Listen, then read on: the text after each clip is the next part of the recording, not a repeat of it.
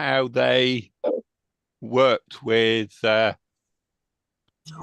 We're now and streaming on monitoring YouTube, by the way. and what he was telling us was very interesting on seeing how they deal with Asian hornets over in the Channel Islands. So I just wondered whether you'd come across him or not. That was all. No, I think, to be honest, we ought to just skip this sort of question right now while I test the screen share works with Diane. Otherwise, we'll hold up the whole meeting later on, and then we'll do all the questions at the end. But there's a more complicated answer to the question you're answering, I suspect. So I think I'll just park that for the moment, if you don't mind. Thank you, Andrew. Right, Diane, let me do a screen share. No, Okay. I'm disabled, so that's the bit you need to enable. Oh, hang on, let me do. Right, you're co-host now. Right, let's try. Yep, so it'll be that one. Okay. Right, good. All right, so that would give you a picture of an Asian hornet full screen. Is that correct? That's correct. That's your starting slide. Righto, and I need to get that moved over to there. Sorry, we normally have a kind of bit at the beginning where we get this sort of thing sorted out. So everybody's so keen, they've obviously all come straight into it. So let's have a go with that. Now, what's happened there? Good. I'm ready to go when you are, Diane. Right, okie doke. And I think this is going to take about 40 minutes, 45 minutes, and then we can do the questions.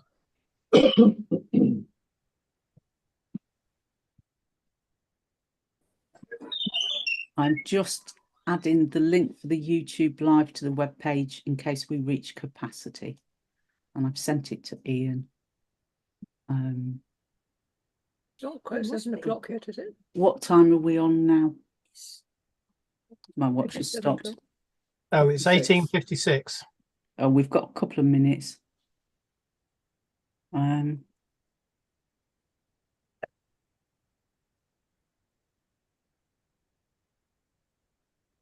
Yeah, we shouldn't start before 7, should we? No. No. Well done. So it obviously isn't quite 7. No, there's 3 minutes to go. Good. Managed to wonder why I lost it. Something in the diary. Who's that with Jane having a cup of tea? Annie Hardwick. Hello. Hello. Hello. Hi. Hello. Yes, the YouTube live will be there for you to watch later. And last time I looked, which admittedly was about a month and a half ago, we'd had over 9,500 views of the previous YouTube videos. So, do you mean both of them? Yeah, between them. Yeah. Okay. It is. It's a line. It's a line in the email. For some reason. If people have got messages off people who can't get in, I have just uploaded the YouTube link and then go in again. And the problem is, if I go out, I might not get back in. I know. Right, get the chair out. I will put the link in the chat. If you've got people messaging you because we have now reached capacity on the Zoom account, give them that link and they can watch it.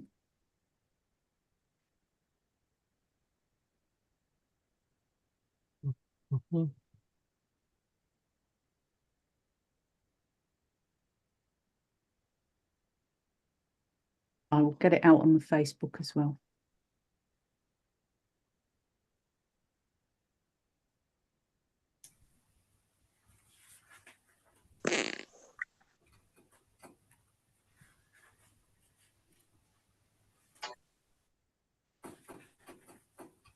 Diane, can you suggest that everybody mutes themselves so we don't get all these spurious voices popping up?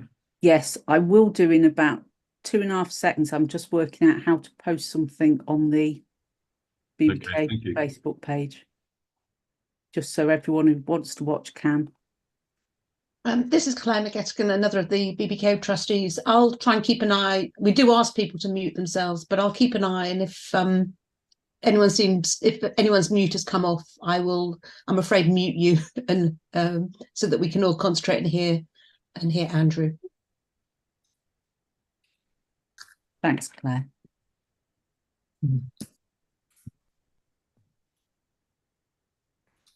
Right, I've got it going, but we'll have to be quiet.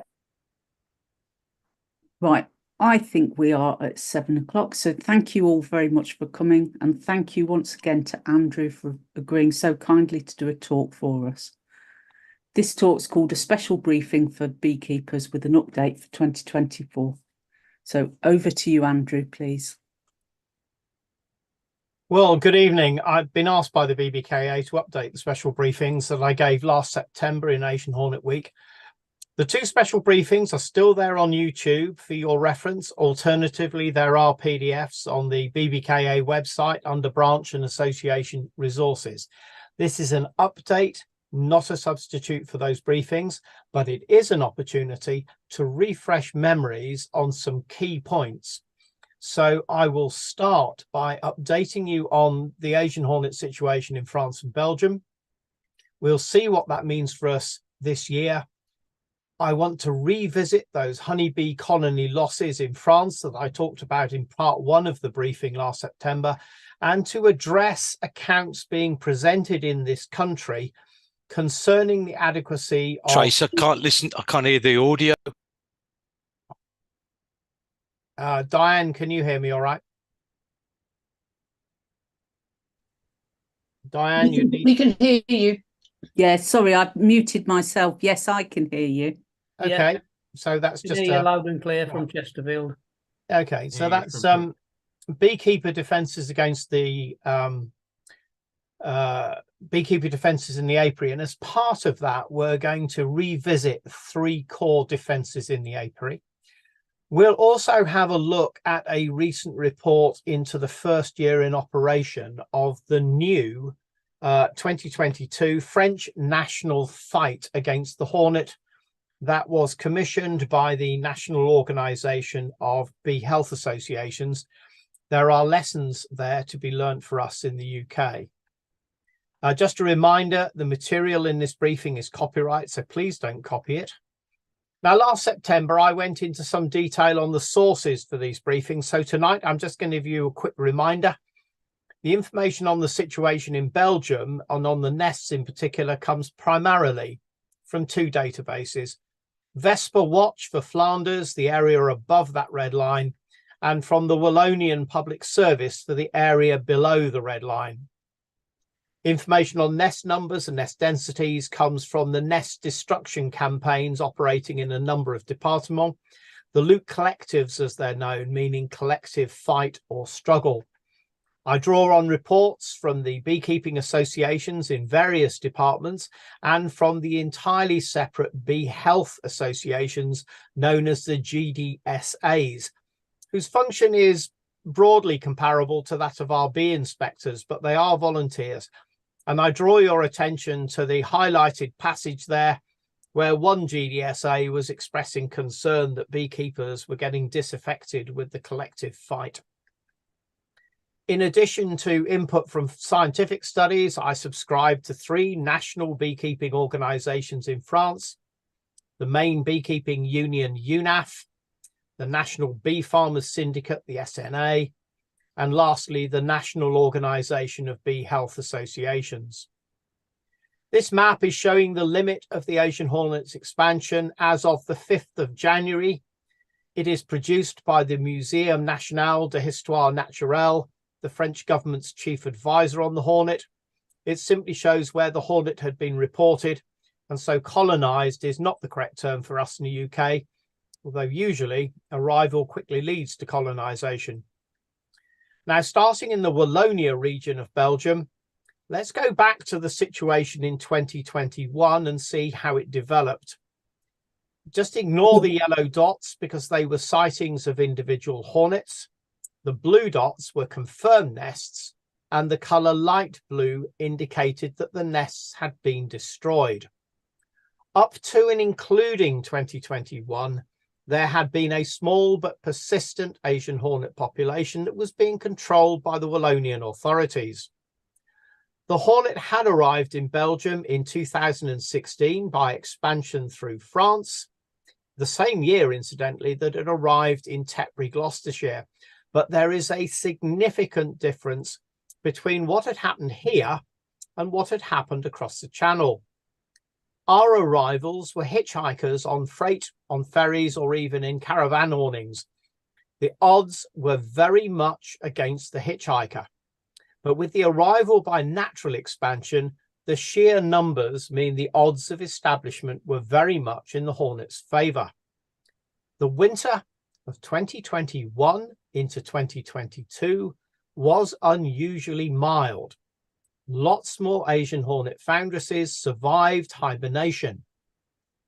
Furthermore, an early warm spring in 2022 got them off to a good start, and there were no frosts, which normally kills off a lot of the hornet's early nests. This combination of weather saw a huge surge in nest numbers in both France and Belgium. I showed you the report for the end of 2022 and asked you to notice how many nests were in dark blue, which indicated that the nests had not been destroyed.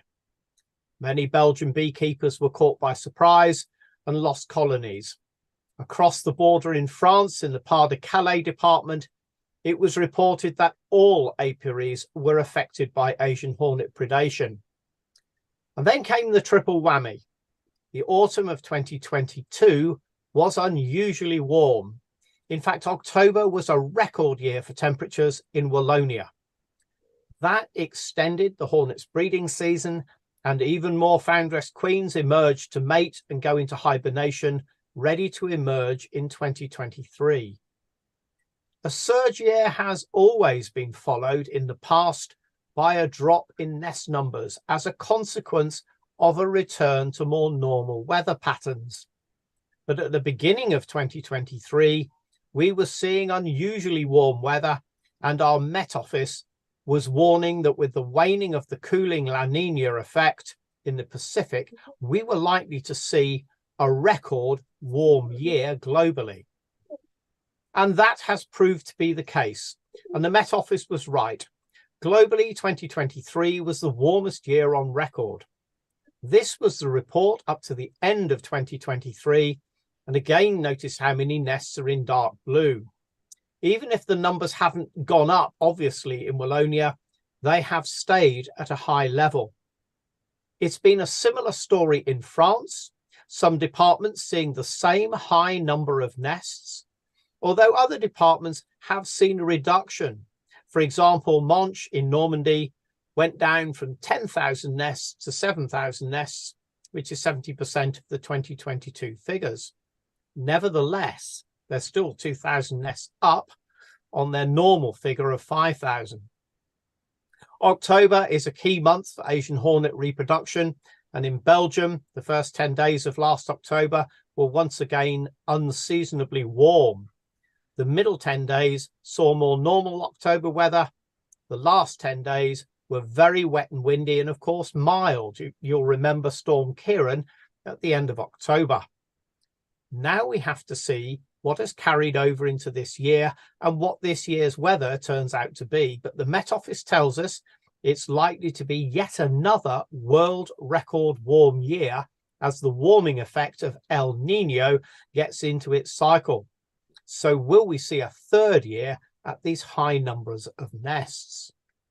Now I want to transfer across to Flanders and northern Belgium.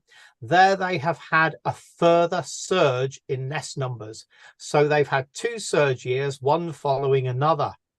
Coming up on screen now is the Asian hornet nest position as at the end of October 2023, over 4,200 reported nests. In 4 years, Flanders has gone from 30 reported nests to over 4,000. Now, in the early stages of establishment, with an abundance of prey, no competition, it's not unusual to see nest numbers triple, quadruple, or even more. What is unusual is that it has happened on this scale in Belgium, an area thought to be a bit marginal for the hornet. That's down to these weather-driven surge years coming one on top of the other, creating a situation in which a previously marginal area mimics a more favourable area further south. But we cannot be 100% sure on this climatic effect. It could be competition that's driving the hornet north.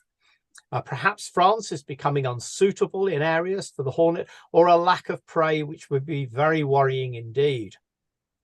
Very few of the nests you are seeing on screen now have been destroyed. And a recent development is that reports indicate the Belgians only intend to destroy nests located lower than 5 meters. Furthermore, there are signs that the French are going to adopt the same policy. But whereas with the Belgians, they are not convinced about the damage to biodiversity, with the French, it's a pure cost-saving measure. If these reports are correct and the weather pattern doesn't change, we can expect to see a sharp rise in nest numbers in both France and Belgium, rather like the rise we saw after the hornet's first arrival in southwest France in 2004. A tripling of the 2022 numbers, and that's in an area of 12,000 square kilometres, twice the area of the normal French departments that I look at, twice the area of Devon. Furthermore, you can see that a greater proportion of those nests are in the western half of Flanders. So just slice that down the middle, look at the left-hand side, and imagine you were looking at a map of Devon. But let's keep this in perspective. Viewed as a whole, Flanders is at 1/4 to 1/3 of the nest density that beekeepers have to deal with in Brittany and Western Normandy. Now, before we leave Belgium, there's something I need to point out. This was the city of Mons in southern Belgium towards the end of last October. Notice how many reports are focused around roads and areas of population. There's all that area to the south and east that has relatively few reports, which you can now see is countryside. Whilst the loot collectives in France believe there are more nests in urban and suburban areas, it is in the countryside that nests are much more likely to lie undetected, and it is in the countryside that nests are less likely to be reported. So do not confuse reported nest numbers with actual nest numbers. Reported nest numbers is still a real figure, but it's only a baseline to work from. The French and the Belgians have no real idea how many Asian hornet nests they actually have, which is why there is a drive going on to try and get that information. Now, as I said just now, prior to 2022, it was hitchhikers coming across to the UK. There were not that many hornets in the Pas-de-Calais department, Belgium or Holland. But that has now changed. So we are going to see an increase in hitchhiker incursions into the UK this year, because we have many, many more hornet nests around the main ports that serve our London and East Coast ports. And there are increasing numbers of hornets in the Pas-de-Calais, which is where the bulk of our lorry and car ferry traffic comes in. In addition, Kent is within easy flying distance of any hornets from Le Touquet to Dunkirk. So Kent is going to bear the brunt of this. And if my apiary was in Kent, I'd have apiary defences in my apiary ready to put in place by July. By that, I mean the muselier and the entrance restrictor that we'll be looking at. And I'd certainly seal off the underneath of the hive, as I talked about in part 2 of the briefing. Now, there will continue to be the odd hitchhiker incursions into the south and southwest. They are dangerous because the climate in the far south and southwest is getting steadily closer to matching that of Normandy, where the densities are much higher than in Belgium, for example. And we have an open question on whether these years of untypical weather will go back to normal, whatever normal now is. Now, of the 70+ nests destroyed by the MBU last year, 7 nests were destroyed after the 12th of October, which, as I said, is a critical month for the emergence of sexuals. 2 of those nests were actually destroyed in November, by which time the reproduction pattern is usually ending. So any foundresses that emerged and mated prior to the nest being destroyed would have already left the nest and will be emerging this spring. The natural spread of the hornet is about 80 kilometers or 50 miles a year. So there is a possibility I'll see the hornet in South Cambridgeshire this year, more likely the one after. There's certainly no room for complacency. Now I'd like to talk about honeybee colony losses as a result of Asian hornet predation. And I want to talk about some of the beekeeper accounts of dealing with the hornet that are now being given over here in talks, lectures on YouTube, etc. I'm sure these accounts are intended to heighten awareness and to encourage us to take the threat very seriously. But they need to be seen in context, and often they come from those suffering the worst losses. Beekeepers in France are facing significant and serious challenges. Climate change has resulted in droughts and heat waves. In some areas, nectar flows that would previously be relied upon to last through the summer are stopping by July.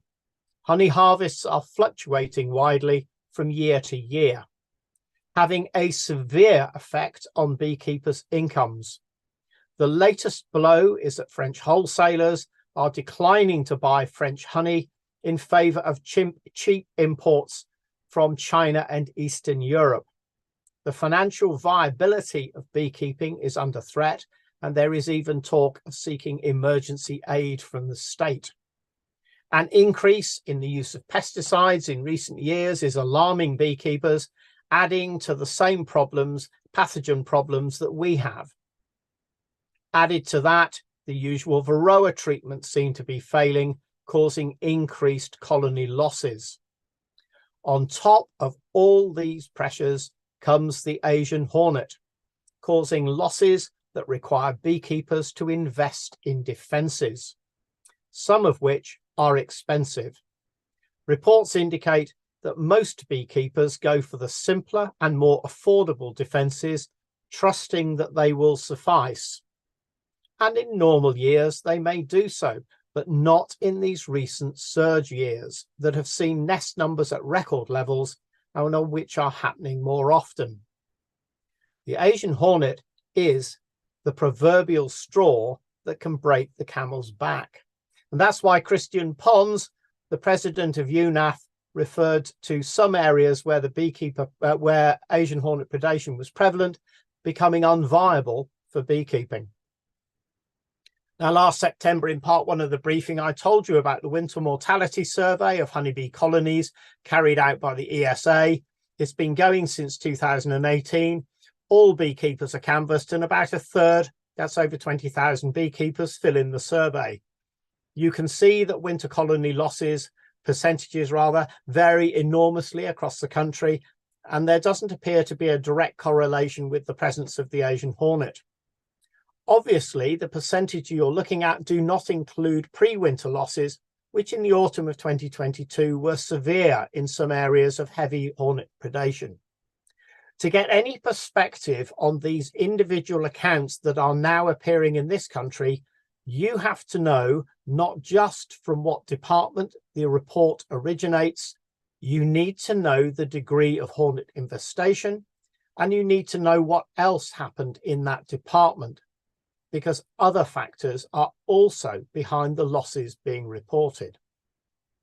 Now, if I take Brittany as an example of this, because I have reports from all the sources I mentioned at the very beginning, based on the reports from the Luke collectives in Brittany, the 3 departments along the north coast all destroyed pretty much the same number of nests. Yet there is almost double the loss in that one department in the middle, the Côtes d'Armor. I think I mentioned last time that in the apiaries with 50 or more hives, that department had the 5th highest winter losses out of all 100-odd mainland departments. Even within that one department, there were marked differences between beekeepers with different sized apiaries, reflecting the fact that the bee farmers had a really tough year, not just with the drought, but especially with losses attributed by them to varroa. much as one can sympathise with our fellow beekeepers in that department, that is not representative of the wider situation. But there's another aspect to these accounts from France. I was very concerned recently to hear a beekeeper declare in his presentation on the hornet that there is no solution to the Asian hornet. They've tried everything, nothing works, not even the Muselier nor the harp électrique. If what that beekeeper meant by no solution, he meant no single solution, then he's correct. Integrated control is a combination of measures put into effect at the correct time, the aim of which is to reduce the problem to a level at which losses are, well, acceptable would be the wrong word, at least are sustainable. In part 2 of my briefing last September, I gave the sources for the briefing on defences. They included the beekeeping associations and the bee health associations. I showed you the apiary of the Friends of the Bees of the Val d'Oise, just above Paris, in which they have tested defences. Both the muzzle and the electric harp have been subject to scientific field trials in Spain, and we can draw on that research.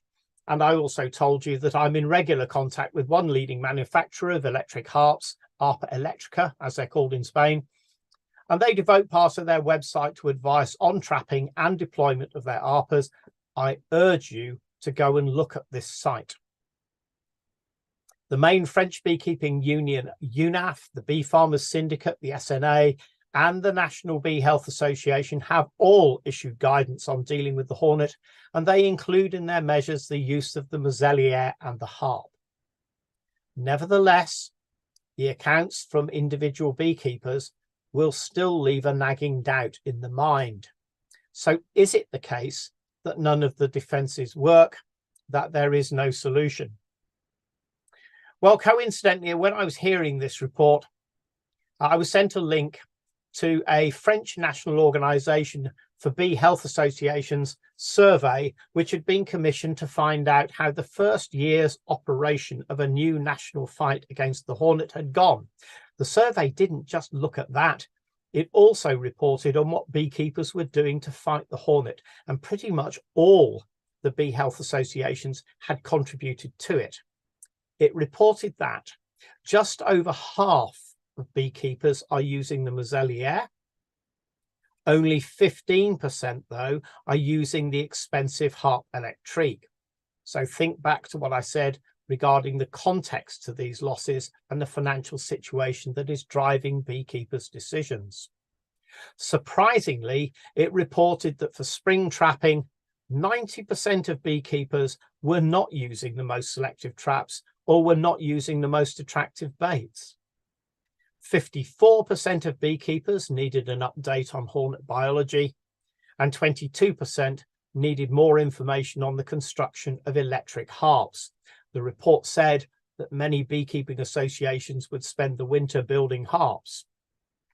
On a more positive note, the report says that 64% of responses for spring trapping were positive, and that it was possible to demonstrate a 50% reduction in reported nests in areas where this was carried out. So carried out properly, there's a measure that works. Museliers were reported to be an inexpensive and effective investment, with beekeepers reporting that the bees resumed their normal activities. Using the Muselier and the harp électrique in combination was said to be perfect in terms of efficiency and selectivity, with a strong drop in stress on the colonies. With specific regard to the harp, and even if only 15% are using them, the report notes there is high user satisfaction. So let's just remind ourselves of the key features of these three core defensive measures, and perhaps I can identify where some of the reported dissatisfaction with them may be arising. The Hornet Guard is a last-ditch defense to keep hornets out of the hive. It is like the drawbridge on a castle keep in a siege. It does nothing to stop predation losses outside the hive, nor does it deal with the hidden damage done by predation. You cannot rely on this defense alone, but some beekeepers try to do just that. And do not confuse the green 5.5mm Hornet guard with the white mouse guard, which has an 8.5mm entrance. The Hornet can easily get through those. I keep seeing hives that are either wide open or with white guards on them when it is obvious that there is heavy predation and the bees are bearding the front of the hive in full defensive mode. Those beekeepers have not understood what is happening. According to a 4-year scientific study, the Muselier definitely works in reducing stress and restoring foraging. But some perform better than others, and we must recognise that some beekeepers are relying on brambles and chicken wire, and it's important to understand the Muselier is a compromise.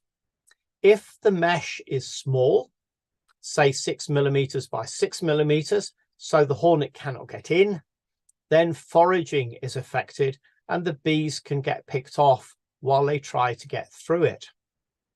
The larger 25mm by 25mm mesh, I think that's 1 inch by 1 inch in Old English currency, is far less of a hindrance to the bees getting in and out, and thus helps with foraging. But with bigger holes, there is an increased risk the hornets will go through.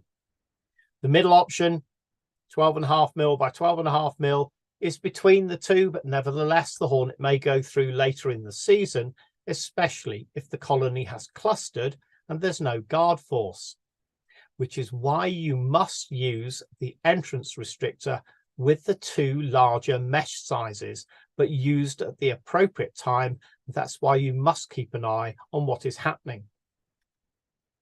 Now we come to the harp, and it really is a game changer, but there can be several problems. Most harps in France are homemade, and if they are not built correctly, they suffer reliability issues. UNAF warned about this in their 2016 guidance.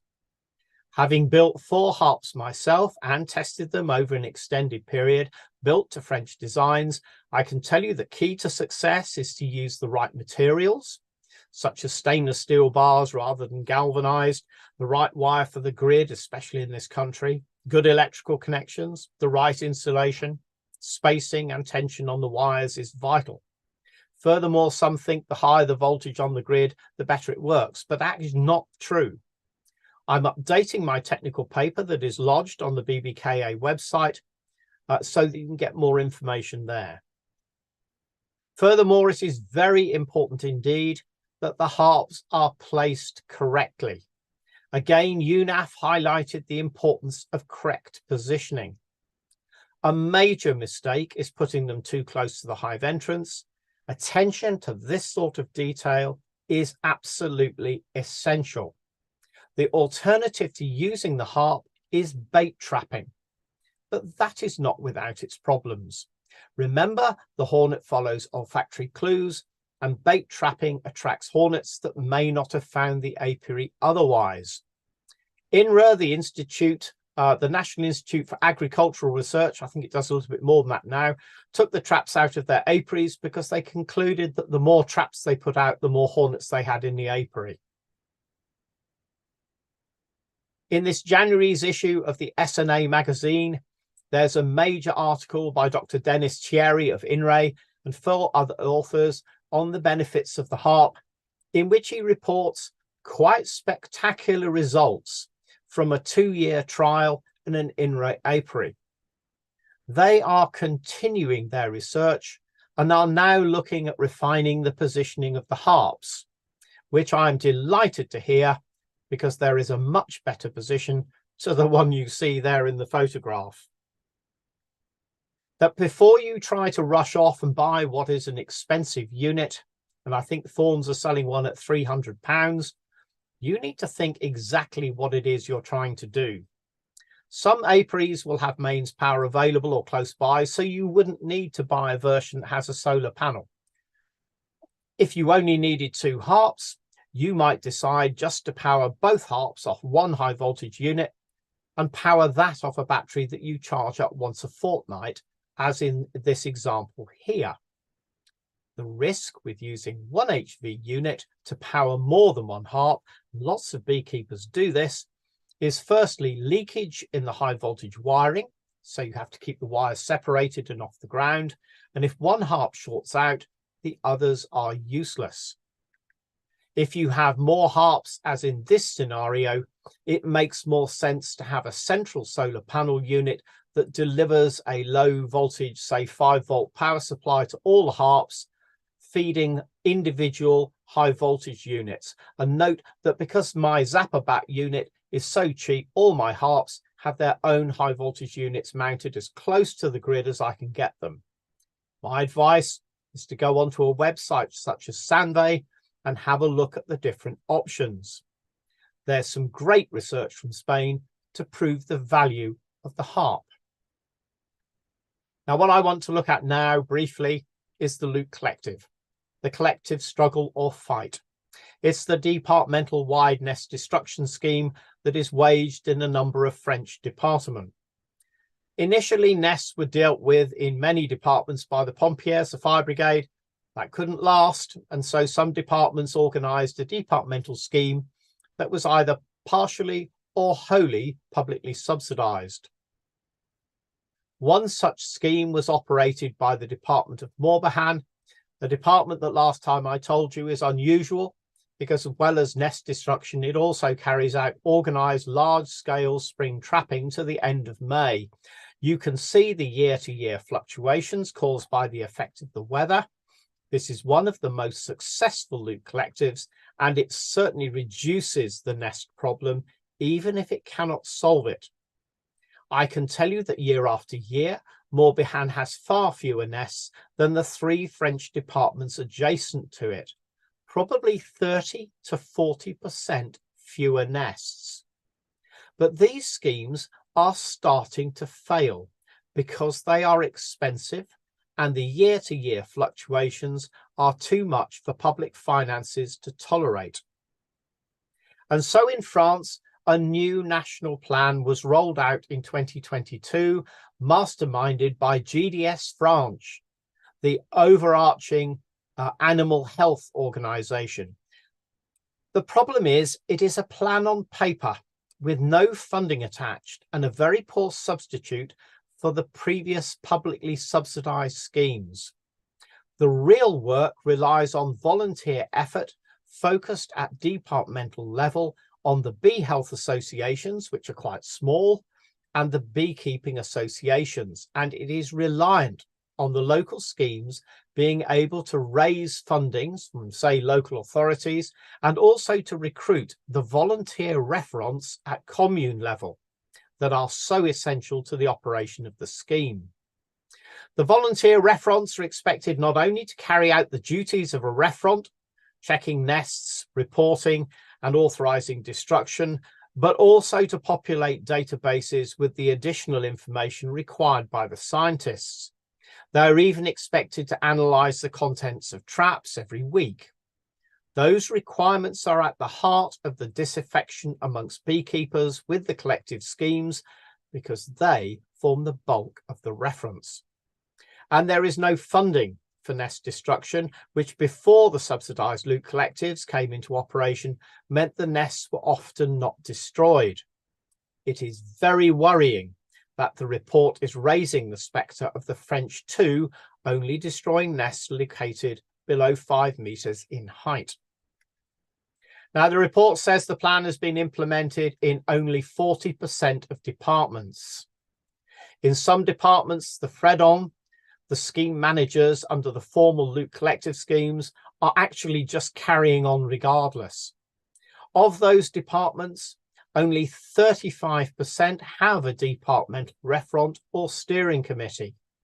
Only 42% have implemented spring trapping, and they're only doing trapping for 6 weeks.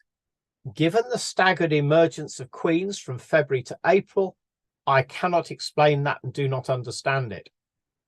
35% of bee health associations are doing the nest destruction, but that is not necessarily a good thing. The key issue there is sustainable effort.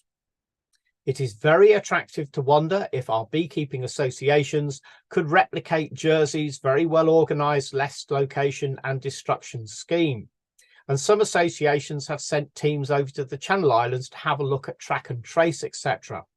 But let me point out that Jersey is 120 square kilometres compared to, say, Cambridge, 3,000 square kilometres, 25 times the size, or Devon, 6,000 square kilometres, or 50 times the size. If Cambridge had the same nest density as Flanders has now, we would be destroying 1,000 nests a year. Devon would be destroying 2,000 nests a year. Now, a lot of GDSAs or bee health associations in France that took on this role have ended up doing all the work. With a lack of funding and the heavy hand of reporting imposed at national level, I have to ask if that is sustainable. Now, a report in the Bee Farmers magazine that was covering a major conference discussing the new scheme, the article headlined, Plan de lutte nationale contre le frelon asiatique, la déception, which actually means the disappointment. I actually prefer deception because this plan is something that looks good on paper, but it deceives you into thinking it's working. Now, on the eve of a battle that we cannot avoid and must fight to defend our colonies, we cannot afford to have doubt in our minds, nor can we wait for total certainty. We must go with what defences are available, because if you do not, what are you going to do? Perhaps the last word should go to Frank Alatrou, the president of the Syndicate National d'Apiculteurs, the National Bee Farmers Union or Syndicate, and the president of the European Professional Bee Farmers Association. Writing in this January's editorial of the Bee, the SNA's magazine, for years we have advocated the establishment of a collective and selective fight against the Asian hornet before the arrival of spring.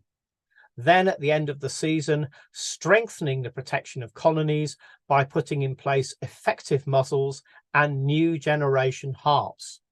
Note, effective muzzles, new generation of electric harps. And on that note, may I just remind you that the special briefings are available on YouTube. I suggest now is a good time to download and spend an hour reading them. These papers are sitting there waiting for you. Your association really should put them on their website. And once again, it only remains for me to acknowledge and thank the French beekeepers, institutes and associations that made the information in this briefing available. And I should include in that Spain as well. So thank you very much for your attention. I think I've managed to do that in 40 minutes, which is my target.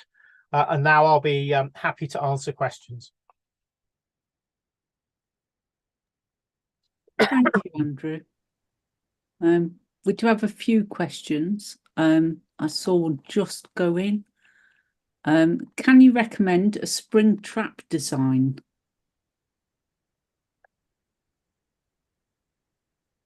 I think if I wanted a wide scale issue of spring traps, I would get the Vito Farmer yellow trap and put some 5.5mm escape slots into it to allow non-target species to escape. There are a number of very posh, very recommended traps over there, the Apigard and all the rest of it. But they're extremely expensive. 25, well, I mean, one of them is £40 for the trap. Another is £25. I can't see that sort of trap having widespread usage. And what we desperately need to do is to get a very wide coverage of traps.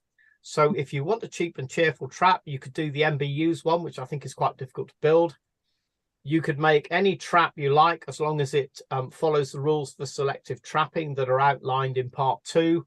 Or once again, the Vito Farmer trap, but just make sure the bait that you use is on a sponge or something so it doesn't become a drowning trap. Thank you. Now, someone's asked, when will we receive the report from the National Bee Unit on trapping activity?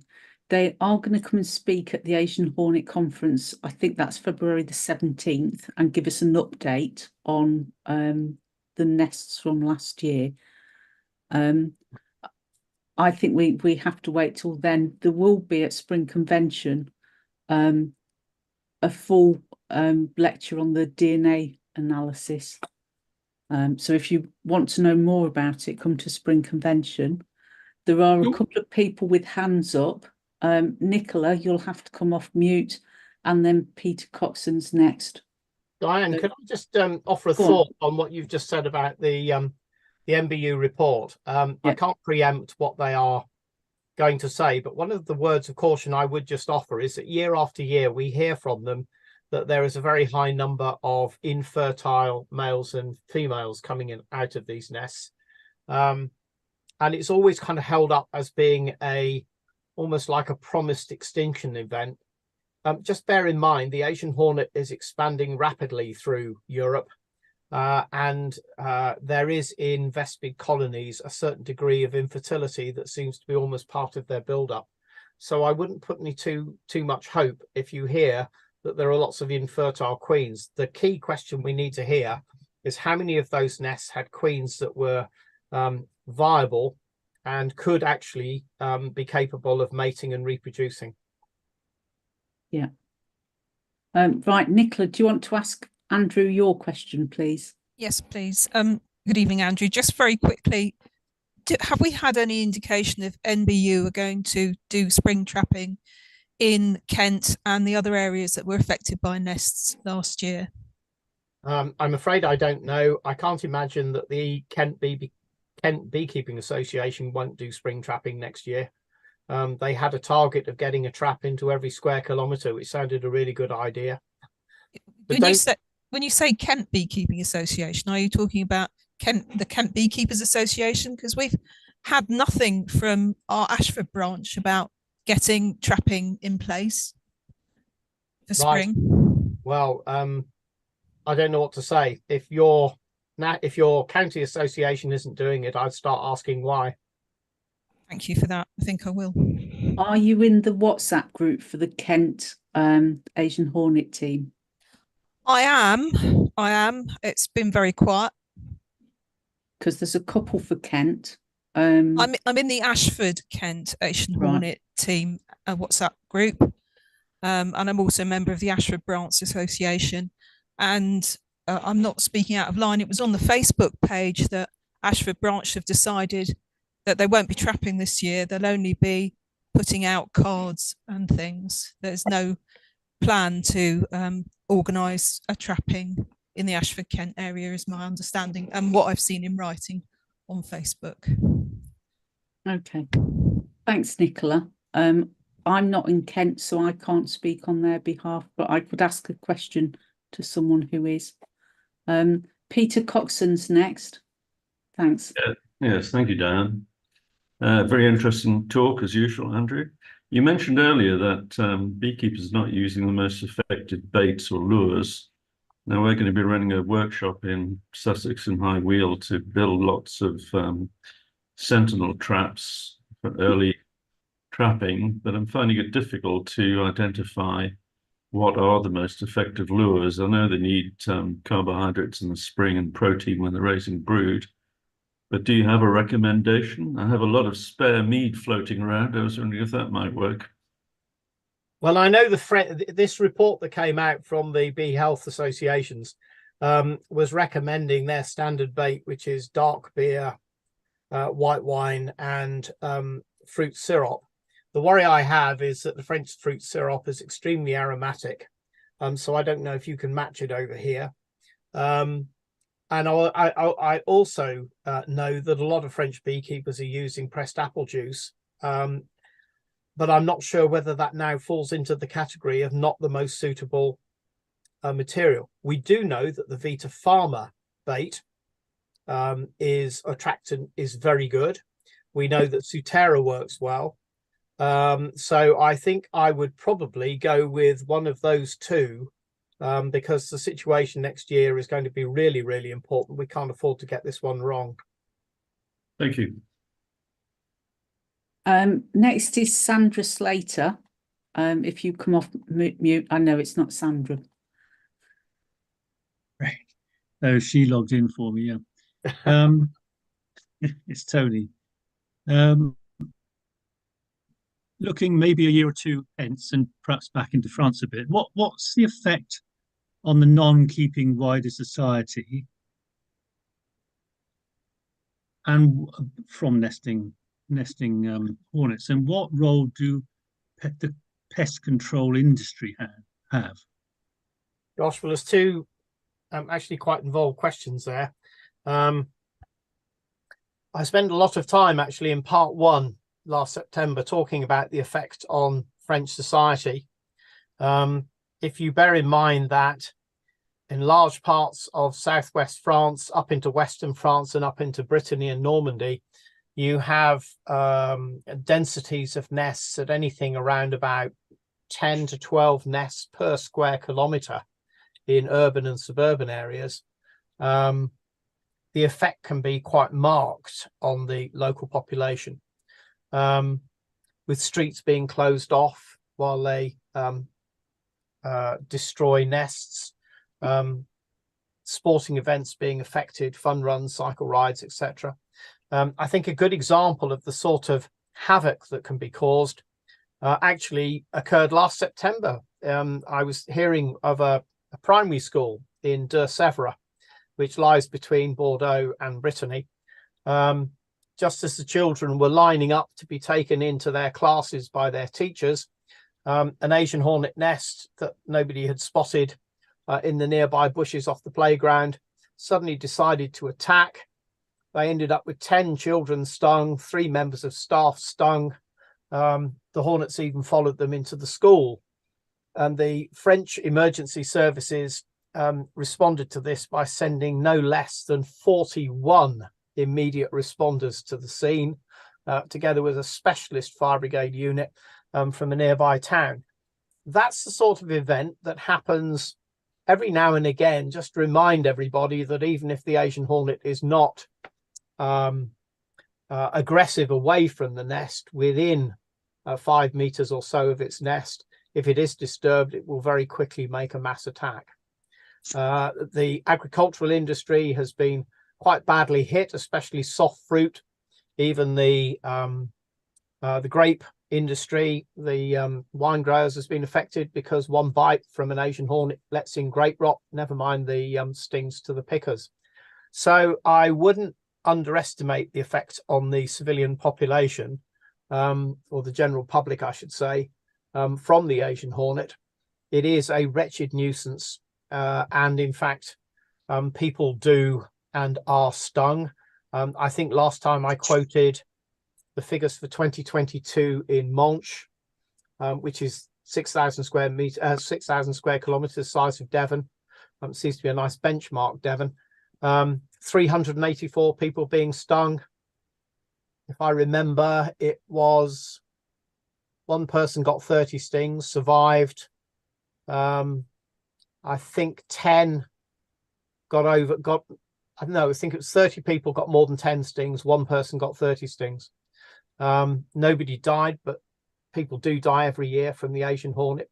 There is something about its venom that seems to provoke an anaphylactic reaction rather quicker than we would normally expect with Vespids. So it's a serious problem. Now, the second half of your question was all about the pest controllers, and I'm really glad you've asked that, because I don't think we can afford to continue to employ our bee inspectors, who are supposed to be looking after our bees' health, chasing hornets around the countryside, and even if they're not actually destroying the nest themselves, playing at pest controllers. In France, pest controllers are at the front line of destroying nests. Where they are part of the Loot Collective, the nest is verified by one of the referents. That enables it to be dealt with under the terms of the scheme, giving a preferential rate. Sometimes the cost is met by the commune. Sometimes it's the commune and the department, with a small percentage coming from the property owner. And it's the pest controllers who are actually doing the pest destruction. And that, I think, is the way ahead in this country. We should be getting our pest controllers geared up, ready to do that role, and getting themselves equipped with the right equipment and the right protective clothing.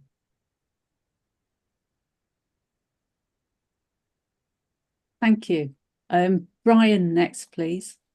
I'm concerned that we're penny pinching as far as the situation's concerned.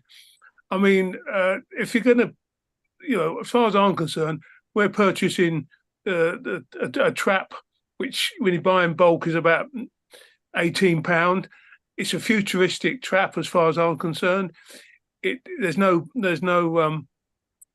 other insects are not affected by the trap. And I think if we're going to be so penny pinching, the Asian hornet is going to have fun in this country because we're not getting our act together. And as far as the bait is concerned, trap it to me is a professional bait, and we shouldn't be mucking around using other stuff. I know it's cheaper, but at the end of the day, we need to be looking at spending money. We can't be cheapskates, otherwise the Asian hornet's going to be loving this country. Well, I don't know what to say to that. Yeah, you make a very good point. I think I certainly know in France, it's actually very difficult to get people to spend money on defences for their own apiaries, let alone widespread trapping, etc. I don't know how people are going to respond in this country to spending that sort of money. I can't really guess. So I don't think I have anything further to add to that. Thank you. Robin, next, please. Hello, Andrew. Our association is considering this coming year to set up a monitoring of our area rather than setting up traps. Is that the right way to go at the moment, bearing in mind in northeast Derbyshire? It's unlikely that the Asian hornet will arrive in any numbers for a year or so. And we just felt that rather than having lots of traps up, perhaps initially this first year we run with monitoring stations, and also have you a suggestion on how far apart these stations should be? Well, if you okay, I don't know that the Asian hornet is going to get anywhere near Chesterfield in the next year or two, unless you happen to get a hitchhiking nest set up there. I think the key question that needs to be addressed, if you are talking about setting up bait stations are normally set up where you know there are hornets in the area, and you are trying to get them to the bait station so that you can mark them and then follow them back to the nest. So that's part of track and trace. I would have thought that, again, sustainable effort is the key here. You could very easily exhaust your ability to do this very early on and then not have any interest from your members at the very time you actually need it. And if you've got to rely on people manning a bait station for a whole day at a time, or teams of people monitoring a bait station, that's going to be a very big ask. If you're talking about density of nests, if you remember that the predation of the foraging range from a nest is typically 600 meters. Well, the French national plan for spring trapping envisages putting traps no further than 350 meters apart in the vicinity of an apiary. So I did go into this in part 2 in quite a lot of detail. So I would suggest you look at that. It's an awful lot of traps. You're probably talking about 15 traps around a single apiary. So right, if you think you can get enough people to man those on any meaningful time basis, I think that's very optimistic. Right. Thank you for that. We're probably shooting ourselves in the foot initially. I think you probably what we're thinking of. Yeah, lovely. Thank you very much. Thank you. Next is Gillian and then Greg. And a couple of points first. You're talking about 5.5 millimeter escape holes in your traps. The guys in Jersey reckon you can get away with 7mm for bycatch, and you'll have less bycatch with that. so that's worth doing, because the more bycatch, it's going to be a problem. Second thing is the syrup that you're talking about. It's available in supermarkets in the UK. I've been buying stuff for years. Right. So, just go back to that 7mm, because I think we might be confusing two things here. If you have a trap and you want to keep out things like Vespa crabrow, yeah, it's 7mm. But if you want to keep an Asian hornet in a trap, it's 5.5. Right. The guys in Jersey have said that you'll actually keep your Asian hornets in with a 7mm one. This is information from John de Carteret. I would need to get that checked. I only give you the information as it is published in France. Right. And I don't feel I have any authority to vary the information that they're publishing over there. So I would go with 5.5. We are very lucky actually to have John de Carteret in the chat. If he wants to come in and confirm the sizes, that would be lovely. Good evening. 7mm to keep the queens in, yes.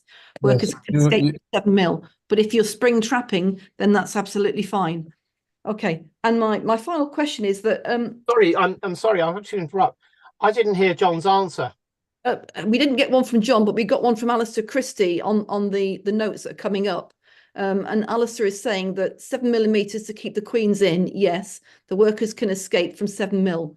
But if you're spring trapping, there's no workers. Yeah. So 7mm for spring trapping is absolutely fine. Yeah? I'm not going to agree with you. I'm just going to go with the figures from France. So if they've come to a different conclusion on Jersey, that's a matter for them. Okay. You must choose who you want to go with. Okay. And then the other thing is that Asian hornets aren't just a beekeeper problem. So who else is being tasked with dealing with this? Not just beekeepers. It can't be just beekeepers. Well, I would agree with you, but I've been asking this question for years now, saying the MBU needs to tell us, or DEFRA need to tell us, what is going to take the place of the MBU when they have to withdraw from the field, and that is the plan. What will take over? But although I keep prodding them and putting in articles in the BBKA and asking them, we don't get a reply. And if you notice, every time they do a briefing, they never say. So they just say it's under discussion, we'll review it at a high level, etc., etc., etc. Well, personally, I don't think that's good enough, but it's up to them. Okay. Well, thank you. Thanks. Greg, next, please. You'll have to unmute. Okay, can you hear me? Yes. Yes, can. Yeah. I think my question's been answered in a way. I'm just a bit concerned that we've not heard in Wales anyway of any plan from the NBU to deal with a full-scale invasion if it happens. It sounds to me as though they may be expecting even things like pest destruction to be done by local volunteer groups. Is that where you think it's going to go? I don't know. I think we've got to be very clear here. I monitor what's happening in France, and I collate that information, distill it, and then give it to you in what is often a very short timescale, and often truncating a 2 or 3 hour brief into kind of 40 minutes. It's all very unsatisfactory, but I have my only aim in this exercise is to rapidly disseminate the information from the French beekeeping associations and bee health groups as to what their recommendations are that will help our beekeepers defend their apiaries. I don't follow AHATs in any great detail at all. It's not a function I've seen operating very much over in France. And as far as the response in this country is concerned, I am not the person to ask. You would have to ask the appropriate authorities. Okay. Thank you.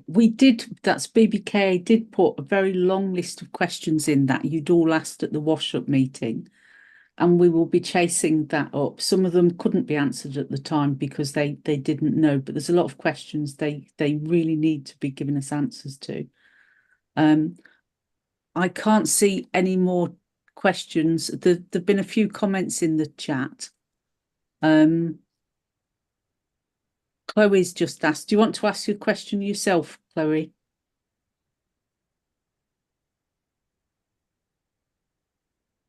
Yeah, hiya. Yeah, we've just been talking with as many people as possible about this, and we're finding that lots of ecologists are quite skeptical of the impacts that the Asian hornet's having on ecology, like other species and ecology. Can Andrew recommend any further reading which highlights these impacts in Europe? I certainly can. You need to get onto ResearchGate and have a look at the papers issued by Dr. Sandra Rogers-Nosser, who's done some very interesting work on the effect of the Asian hornet on not just on pollinators, but on the pollination process as a whole.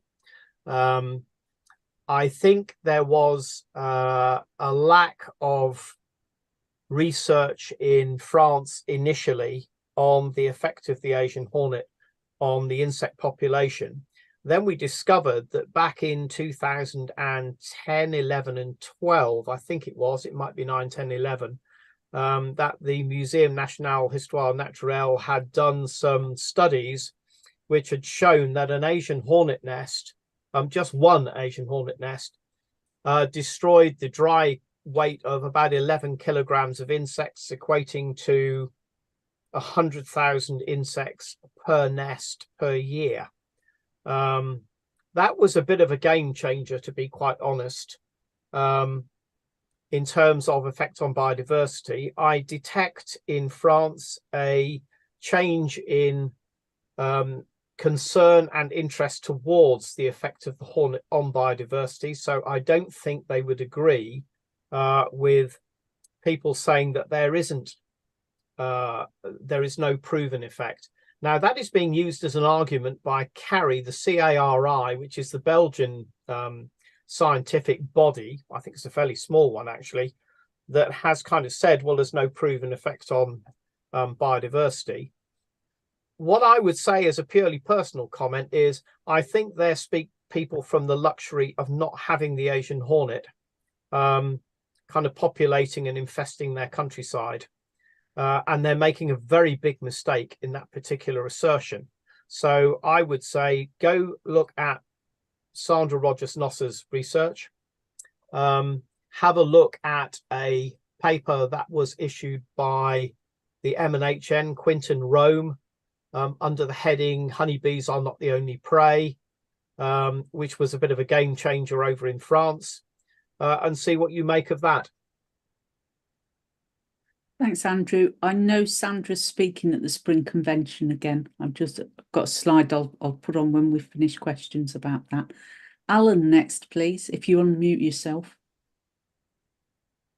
Yeah, sitting listening to Andrew and other people, I see that there's a financial implication in this, and I don't see where the finances are coming from. You say you've got to equip the pest controllers, where they're going to want to know why they're going to get paid for doing this. They don't do it for nothing. Is the expectation going to fall on beekeepers to raise this sort of money? Because that's not going to work either. So I really ask an open question. Who's financing in this? Well, can I say, as far as the beekeepers, as far as the pest controllers are concerned, in France, pest controllers are absolutely rushed off their feet. And the last 2 years, they've had far too much work. So this is the market forces applying here. If you're a pest controller and you can make 100 euros a time under a scheme, or 150, 200 euros outside a scheme, destroying a nest, you will find that they will very quickly buy themselves a 500, 600 euro suit and get the necessary equipment to destroy Asian hornet nests. So I don't think you have to worry about that. Who's paying the pest controllers? This is my question. Who's paying the pest controllers? Well, if they don't get paid, they don't destroy the nests. So that's what I'm saying. I'm asking where is the finance coming from? Well, there's two ways of looking at this.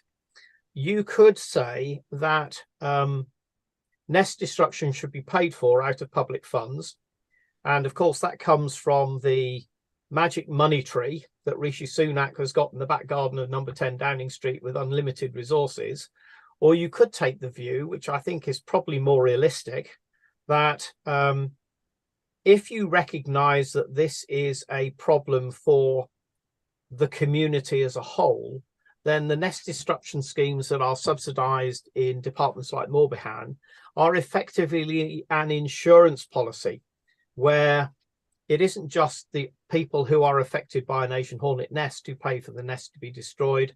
The cost of that is spread amongst the whole department's taxpayers. That is probably the only realistic way of looking at this, because it is a very expensive scheme. If you have, thinking back to 2022 in Monch, 10,000 nests at €100 a time, that's €1 million. And it had been €500,000 the year before.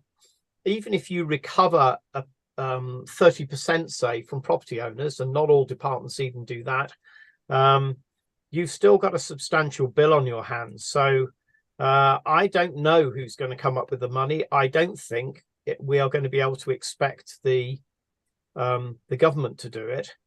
There is, however, a corollary on that, and that is, I think the French have been very careful or slow to recognise the risk to public health of the Asian hornet. There's a very good reason for that. It's that if the pest is seen to be a public health hazard, then it immediately moves into category 1 under their system of categorizing health risks, in which the government has to pay. So it is stuck, and has been stuck for years, in category 2, which becomes the responsibility of the departments and the regions. So there is a political incentive there not to make it a category 1 pest. It'd be very interesting in this country to see what happens when the risk to the general population is more fully understood. And I know there is considerable concern in Spain that these insects are an additional risk to human health. And how can they not be? They weren't present before, and now they're here. But I've said that several times before. Thank you, Andrew. We're back to Sandra, who I should have renamed before. Yes. Okay, just to come back on that, on continuing that point, I wouldn't have thought most politicians care much about honeybees, only in a sort of childish sense of caring for them. And they probably care less about wider insects, but they do care about school children being stung in queues waiting to go into school, especially local politicians. And so the funding will come when we get the wider population being damaged, which might be too late or later than it should be. And I would have thought lobbying the government should be on the basis of what could be a catastrophic impact on the wider population, not just the bees, but the wider human population. And that's when they'll wake up and take notice. A bit like the publicity to the post office scandal didn't get off the ground until a certain trigger point. The trigger point in this case will be damaged, stung children, possibly children's deaths, and absolute inconvenience to members of the public who won't want to put up with it. And so funding will come in that direction then. Yes, I think we should probably all get the URL for that story about the school, and keep it in our pocket for when we're next emailing our MPs, maybe. Robin had his hand up and seems to have took it down. Do you want to speak again? It was a comment about the effects on other than beekeepers.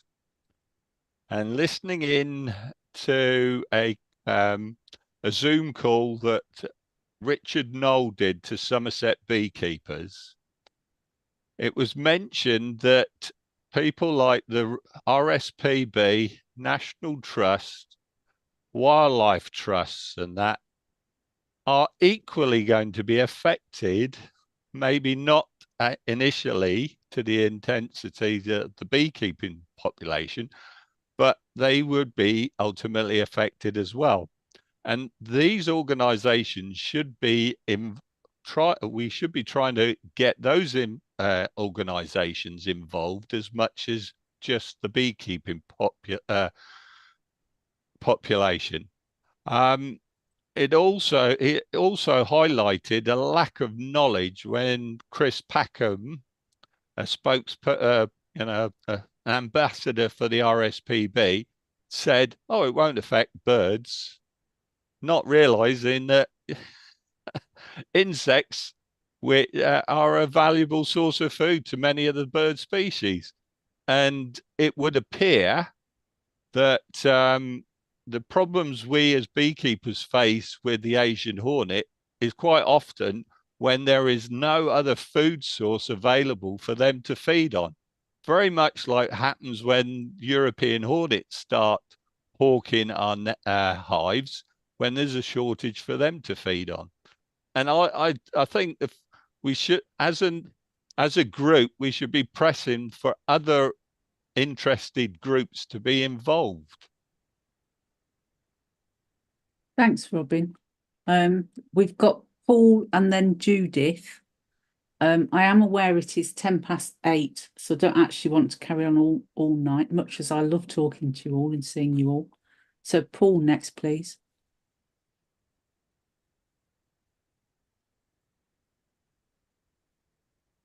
Should we go to Judith and come back to Paul? If you unmute yourself, Judith.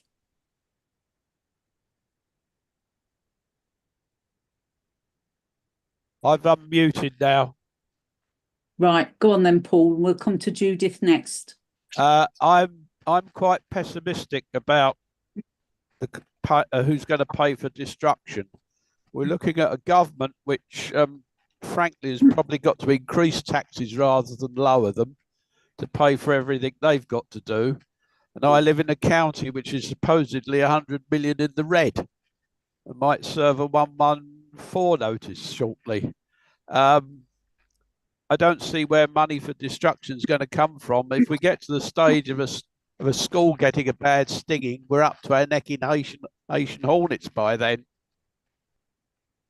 Or am I just a pessimist? I don't know. I don't think I can answer that. That was purely rhetorical. Right, thank you. If we go to Judith now, and then there's a couple of comments in the chat after Judith.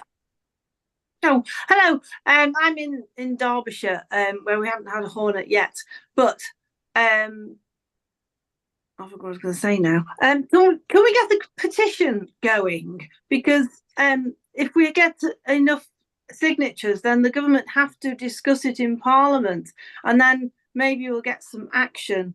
The other thing is that in our beekeeping association, we've made some PowerPoint to educate all the beekeepers. We've got 150 beekeepers, and in March I'm going to present as much information as I've possibly been able to gather from you and everybody else, and educate the beekeepers. They're going to then each pick an association and take a simple PowerPoint, and we'll help them do their presentations. So that's 150 associations and groups that we can spread out to put the education out there. And then the last idea is, look at the drama with the post office. What about getting a drama about these Asian hornets on the TV and get it noticed? Thank you. 3 points there. Thank you, Judith. I will deal with the petition one. If you could just wave at your camera if you signed either of the honey petitions.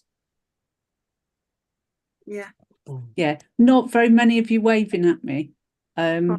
We did petitions, and the problem with doing a petition and it not doing very well is you look foolish. And when we struggle to get the number of our members to sign the honey petition, we're a bit reluctant to do another one, and you have to decide what you want to ask.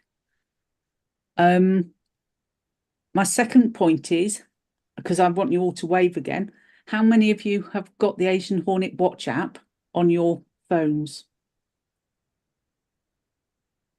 More people, excellent. More hands going up, excellent. If you're not waving or putting your hand up, please download it now, or wait till the end of the talk. You said about PowerPoints, Judith. That sounds really great. If associations have got PowerPoints they're happy for us to share, then please send them into the office and we'll get them on the website and we can share those resources you're finding useful. And if there's something you think we should be doing to share and you can't make it, ask us, because we will try and make that. I've just seen Mark, who I know. Hello, Mark. So was there something else? I counted 3 things on my fingers. Sandra's at a spring convention. I've said that. There's lots of other talks at the spring convention. Alistair or John has put links to research in the chat.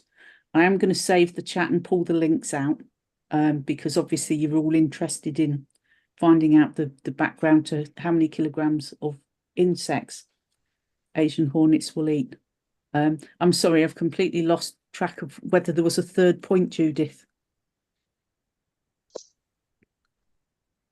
Petitions, PowerPoints.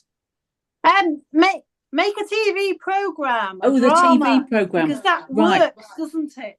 It does, but someone's got to write it. So if anyone would like to join forces with me to write a script, I'm quite happy to have a go at it, but probably not on my own. I've only had a go at writing sitcoms in the past, so I don't think it's very funny, Asian Hornet, or maybe it should be. So are there any more questions for Andrew, as he's been giving us this lovely talk again tonight?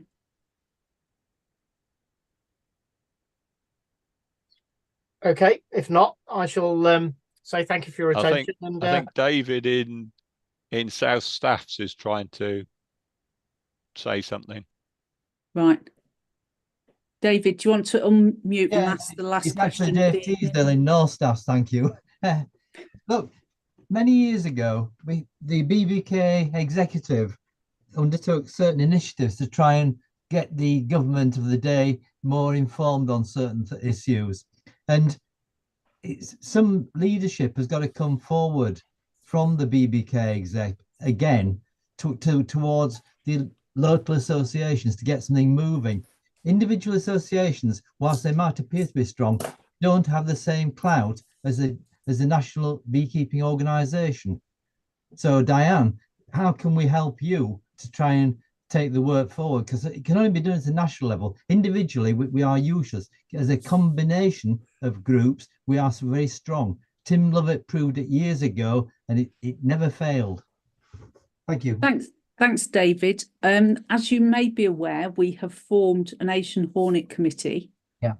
And that will be the section of the trustees that pushes the way forward on that. So I'm really hoping you'll see some significant publicity this coming year, and we're going to employ an outreach worker to help get the message out there, not only to associations but to all the other charities and organisations who need to support us on this, because as someone said tonight, this is bigger than just beekeepers. Yeah.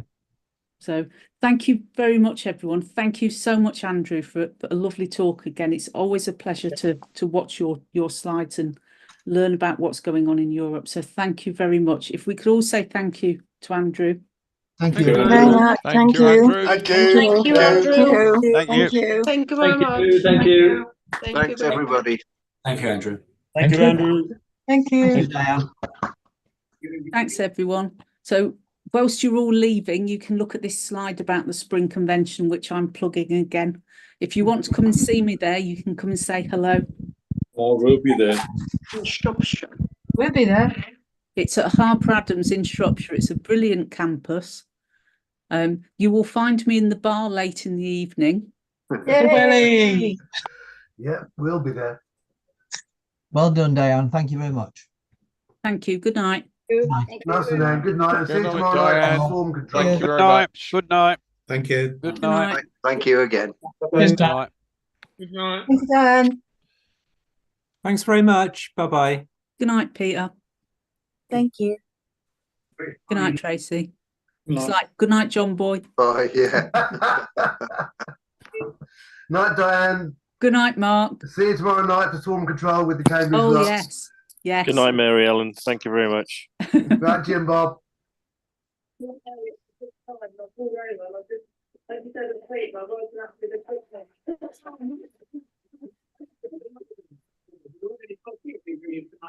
we'll get a right answer on my exciting game, right? Yes. Okay, now I sang you a little bit of a song that was featured on the last season of Strictly. Thank you very much. I'm a musician. Well, coming from you then, Tracy, I'll take that as a compliment. Oh, there's Joyce. Hello, Joyce. I'm going to save the chat before I go, which is why I want you all to go, and then you'll have all finished typing things in the chat.